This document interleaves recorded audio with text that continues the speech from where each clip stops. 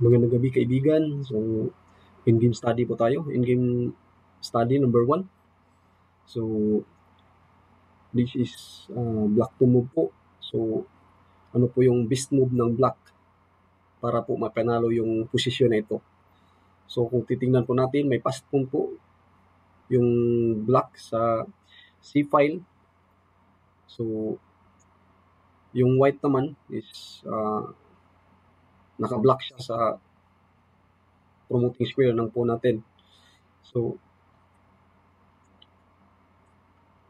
kung kayo po yung titira, ano po yung ititira ninyo?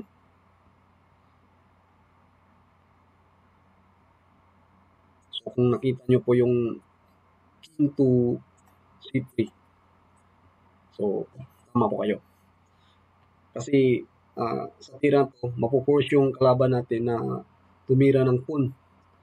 So, yung pawn niya, it's either dito move dito sa a3 or a4.